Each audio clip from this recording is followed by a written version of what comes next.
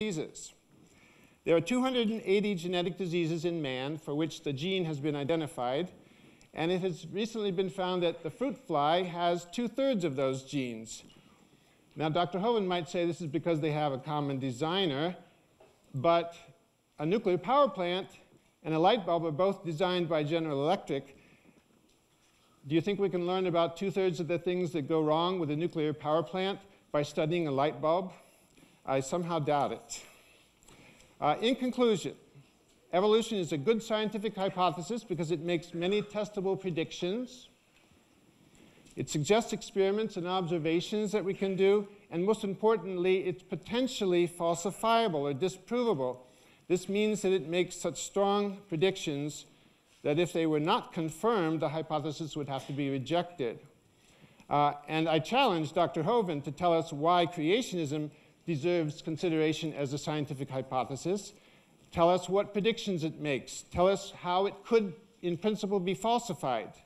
Tell us what observations or experiments could, even in principle, disprove it. But evolution is more than just a hypothesis. Its major predictions have been confirmed, as I've shown you examples. It has withstood people's best attempts to disprove it. It stood up to some really rough tests that could have easily disproven it if it hadn't been true. For example, suppose the world really were only 6,000 years old, like Dr. Hovind says. Then we would have determined the ages of lots of rocks, and none of them would have been more than 6,000 years ago, more than 6,000 years old, and so evolution would have been in the trash. But that's not what happened. Another example, if species were really created independently, then we might have found that dolphins had half their genes similar to sharks and the other half similar to mice. And so evolution would have been disproved, but that didn't happen. Another thing about evolution is that it explains things that no other hypotheses can, and as I mentioned, it's been extraordinarily useful in guiding productive research. This is why evolution is accepted by virtually all biologists, geologists, and biochemists, and that's why it deserves to be called a theory. A scientific theory is not just a hypothesis, it's something that's been well established. And indeed, it's not only a reasonable theory, as we are debating, it's one of the most important and the best established theories in modern science. Thank you for your attention.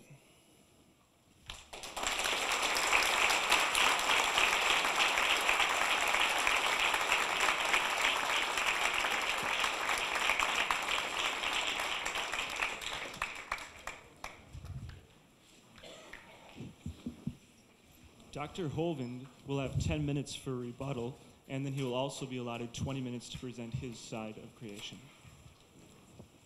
All right. Well, thank you so much for being so patient. I apologize for being late. I didn't miss. The first flight was canceled leaving Pensacola, so they said the quickest we can get you there is 5 o'clock. I said, well, how far a drive is it from there to Oshkosh? They said, 2 hours. I said, let me drive. We will cut that down some. Amen. But it's an honor to be here tonight, and I appreciate you all coming out. What we're supposed to be discussing tonight is basically the question, is evolution a reasonable scientific theory? Well, I think we need to first of all define a few terms here. Evolution has quite a few different meanings. I got these straight out of the dictionary here. An unrolling and unfolding process. The one we're discussing here tonight is probably more relates to number 4. It has to do with biology. The development of a species, organism, etc., from its original to its present state. Now, this definition of evolution is a little bit deceitful. What happens, as I'll show you in a minute, a lot of other things are smuggled in along with this definition. There is no question the organisms we have today are descended from their ancestors, obviously. And there is no question there have been some changes. Now the question is, how far do the changes go, and where do you leave science and enter religion, speculation? The Christians have no argument, the creationists have no argument with organisms changing, but we think they're limited to the same kind. Several times, Dr. Paulson tonight emphasized the changing of species, the changing of species. Well, now, species is kind of a nebulous term. A dog, a wolf, and a coyote are different species. Look them up. Canis lupus, Canis domesticus, but they're interfertile. Nobody's ever nailed down a good, hard, solid definition of species. The examples he gave of the gulls, you know, not being able to interbreed, well, stand 30 feet away and look at it. It's still a bird. Okay, it's a gull. That's not evolution. The Bible never says they're going to bring forth after their species. The Bible said they bring forth after their kind. And just because you get two animals that end up being slightly different variety, that some scientist today decides to call them a new species, it doesn't mean they're a different kind. I did not see one example this evening so far of any evolution showing a different kind of animal. It's just what somebody calls a new species. So if we're going to deal with the development of species, organisms, etc., from its original to its present state, or that all species descended from earlier forms, I'll go along with that. Evolution happens. But that's not what the textbooks teach. They go many steps beyond this and teach the kids that all life forms came from one common ancestor. Probably all the dogs came from a common ancestor, and it was a dog. It doesn't mean the dog and the banana are related. Okay? Let's define a few more here, a few more terms. Reasonable, able to reason, fair, just, wise, sensible, not excessive. To say that a dog and a wolf have a common ancestor is reasonable, it's wise, it's sensible. To say that a dog and a banana have a common ancestor is not wise and not reasonable and not sensible. Now, if you want to believe that, that's fine, but that's not science. Science means to know, things that we can observe or test or demonstrate. A branch of knowledge, one that systemizes facts, principles, methods, skill, or technique. The basic word is knowledge, things that we can know. What can we observe, we can test, we can prove? I will contend tonight that absolutely nothing in evolution above the species level, if you want to use that word, can be proven. It's all speculation. It's all fairy tale. It didn't happen. Now, if you want to believe it happened, that's fine. You're welcome to believe that, but quit calling it science and quit using my tax dollars to put it in our school system with real science, because it doesn't belong there at all. Theory. A speculative plan that has been observed to some degree. By the first definition of evolution, yes, we have observed, there's no question, that animals can produce a lot of varieties.